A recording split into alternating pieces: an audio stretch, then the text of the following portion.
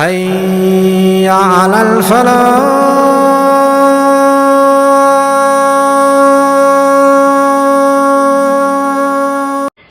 تو اللہ تعالیٰ کہہ رہا ہے وصلی علیہم، اے میرے حبیب ساری امت پر نہیں، جو تیری امت میں میرے نام پہ خرچ کریں گے ان پہ تو درود پڑھ۔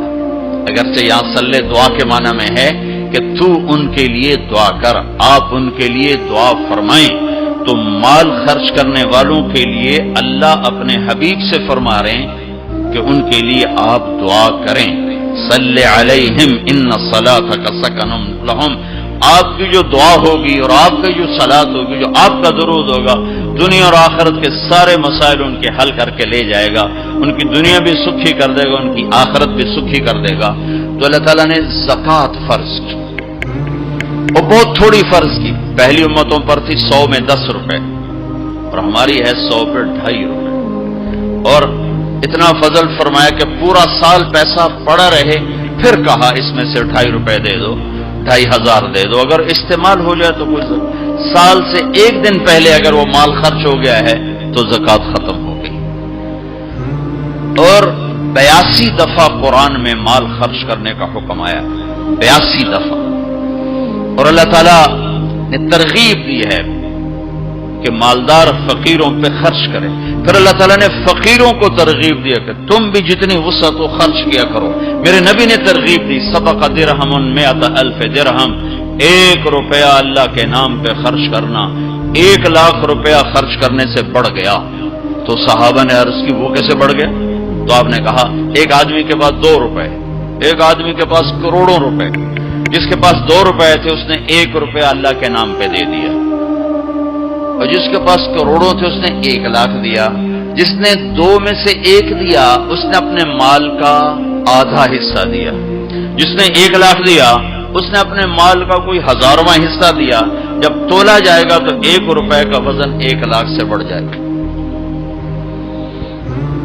اور اس کا ایک واقعہ بھی، حضرت عمر ہمیشہ حضرت ابو بکر سے نہ کوشش کرتے تھے آگے نکل جاؤں، آگے نکل جاؤں، آگے نکل جاؤں، ساری زندگی موقع نہ بن سکا۔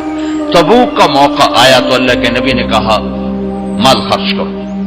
عثمان رضی اللہ تعالیٰ نے 10,000 لشکر کا سارا سامان تیار کیا، ان کی سواریاں، ان کا راشن کے لیے تھیلوں کو بند کرنے کے لیے دھاگے تک اپنے گھر سے دیے، اور 300 دینار اوپر دیے۔ تو اللہ کے نبی کی جھولی میں وہ 300 دینار پڑے تھے یوں، اور آپ ان دیناروں کو اٹھا کے یوں فرما رہے تھے ما علی عثمان اللہ یعمل بعد، عثمان آج کے بعد کچھ بھی نہ کرے تو جنت واجب ہوگی۔ تو عمر کہنے لگے آج میں ابو بکر کو کاٹ سکتا ہوں، آج میں اس سے آگے نکل سکتا ہوں کہ وہ آج کل غریب ہے، میں مالدار ہوں، تو وہ تھوڑا لائے گا میں زیادہ لاؤں گا تو میں بڑھ جاؤں گا۔ لہذا انہوں نے اپنے مال کا آدھا حصہ، آدھا گھر میں رکھا اور آدھا لے کر آئے۔ ابو بکر نے جھاڑو پھیر دیا، جو کچھ تھا وہ سارا سمیٹ کے لے آئے۔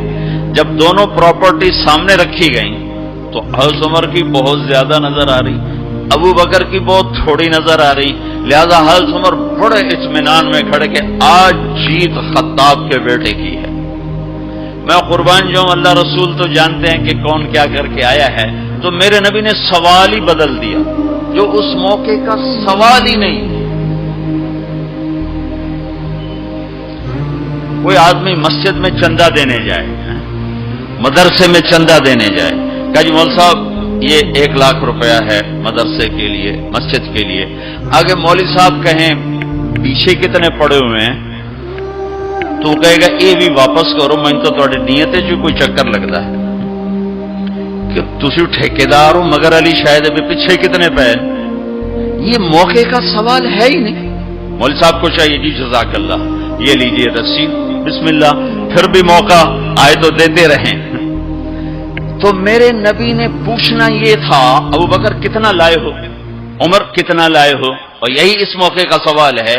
لیکن اللہ رسول جانتے ہیں کہ کس کے مال میں وزن زیادہ ہے، تو میرے نبی نے سوال بدل دیا، فرمایا عمر ما خلفت، واہ واہ عمر پیچھے کیا چھوڑ کے آئے ہو؟ تو حضرت عمر تو وہیں دھڑم ہو گیا کہ اب میں گیا۔ سوال سے ہی وہ پتہ چل گیا بات میری کلی اڑ گئی وکٹ.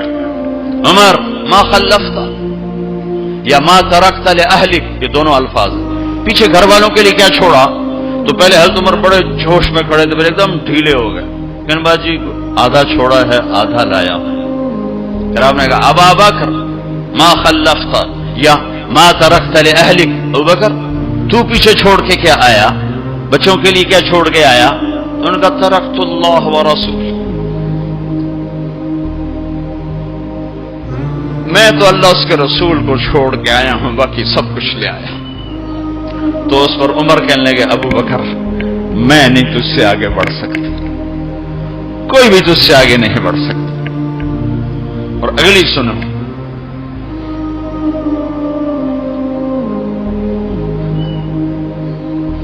اپنے کپڑے بھی دے دیے اور ایک ٹاٹ تھا وہ پہن کر اس کو کانٹوں سے سی لیا. تو جبریل آئے، کہنے لگے یا رسول اللہ، اللہ تعالیٰ پوچھ رہے ہیں کہ ابو بکر نے یہ ٹاٹ کیوں پہنا ہوا ہے. تو آپ نے کہا کہ ابو بکر نے سارا کچھ اللہ اس کے رسول پہ لگا دیا ہے اس لیے یہ پہنا ہوا ہے. تو کہا یا رسول اللہ، اللہ تعالیٰ